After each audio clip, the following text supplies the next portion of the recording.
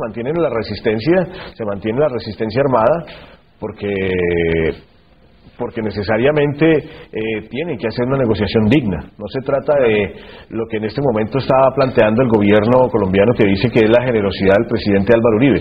Venga, entrégueme las armas, yo lo meto a la cárcel 5 años. Por cierto. Sí, yo lo meto 5 años y usted ya después, tranquilo, yo le doy una beca o alguna cosa. O sea, yo creo que usted para llegar a una negociación así no se gasta 35 años en el monte para llegar a eso, ¿no? Uno de los factores que entiendo traba cualquier acuerdo es que los miembros secretarios de la FARC están solicitados en extradición por los Estados Unidos, ¿no?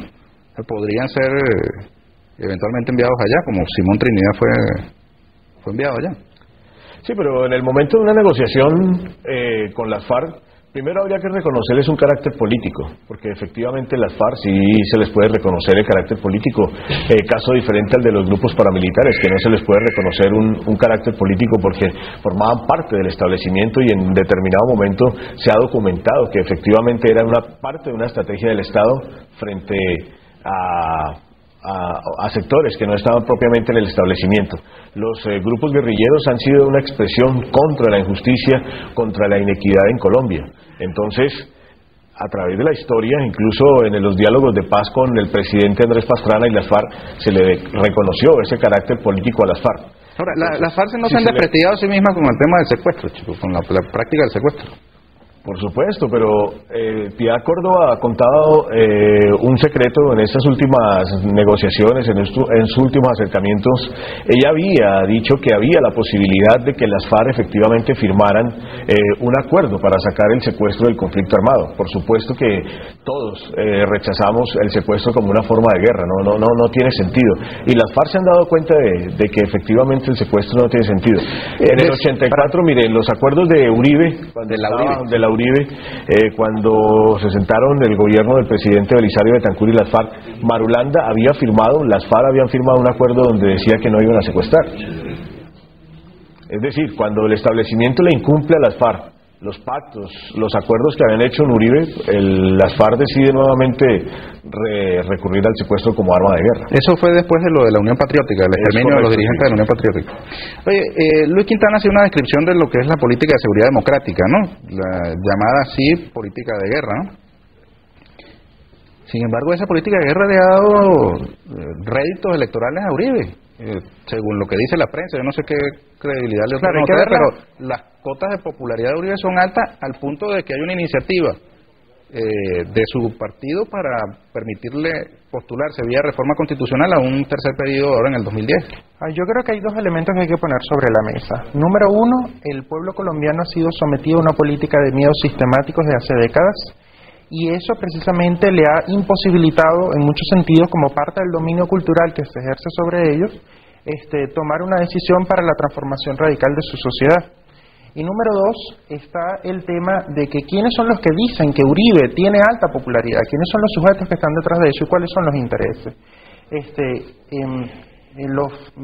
Muy bien William ha destacado el hecho de que hay un cerco mediático, que no hay posibilidades en Colombia o no hay garantías en Colombia para que los medios de comunicación independientes puedan posicionarse en la opinión pública, porque los atacan, porque los criminalizan, porque les niegan sus derechos, cosa que por cierto no escandaliza a la oposición venezolana, no escandaliza a los colegas analistas internacionales, y bueno, si eso pasara aquí no me puedo imaginar el escándalo que se armaría.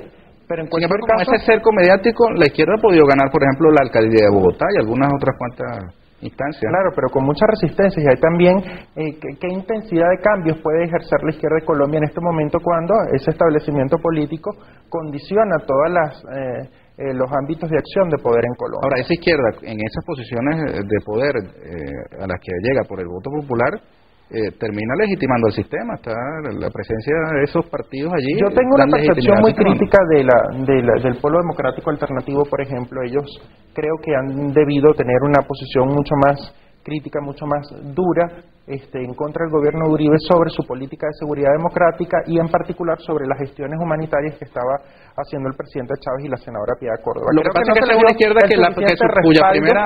esa izquierda tiene como primera tarea, colocándome en sus zapatos, pues, deslindarse de las guerrillas, deslindarse de las FARC. Claro. Lo primero que tienen que hacer es siempre dar muestras de que no están con la guerrilla.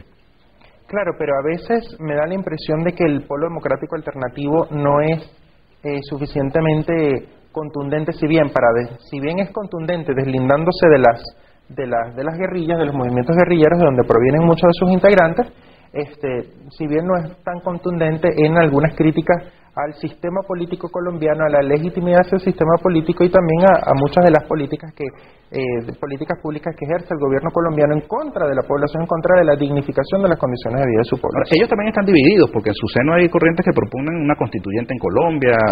Gustavo Petro está por otra línea, ¿no? Sí, pero antes quisiera de pronto añadir un poco a lo que está diciendo Luis.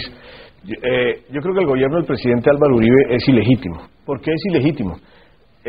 La primera elección del año 2002, los grupos paramilitares, estos escuadrones de la muerte que han asesinado a más de 30.000 colombianos en los últimos 10 años, por decirlo algo, impulsaron varios candidatos en muchas regiones del país, sacaron cerca de 60 congresistas, pusieron para las elecciones del año 2002 casi 1.800.000 votos.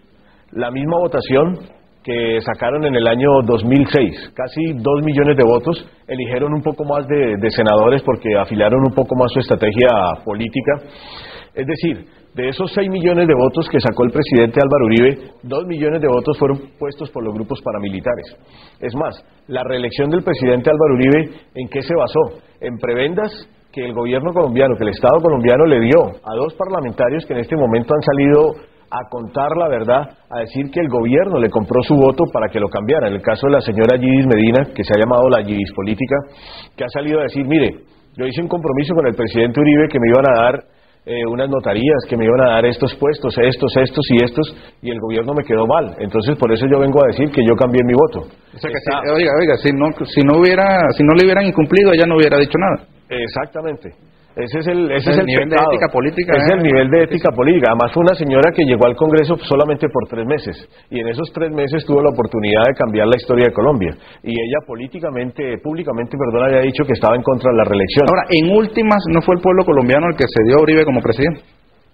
Sí, fue el pueblo colombiano, pero un pueblo colombiano totalmente manipulado, un pueblo colombiano totalmente llevado por los medios de comunicación convencidos de que el presidente Uribe es el Mesías. Entonces hablan del 84% de la popularidad. ¿Dónde hacen las encuestas? En 4 ciudades de Colombia.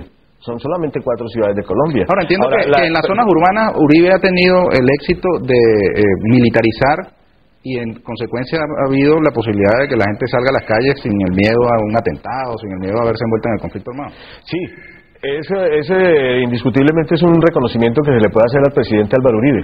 Lo que pasa es que en Colombia, ¿cuál fue la estrategia del establecimiento? Demostrar que el diablo, el enemigo, eran las FARC. O sea, en Colombia todo es culpa de las FARC. Cualquier cosa que pasa es culpa de las FARC. Fue la misma estrategia que cuando estaba Pablo Escobar.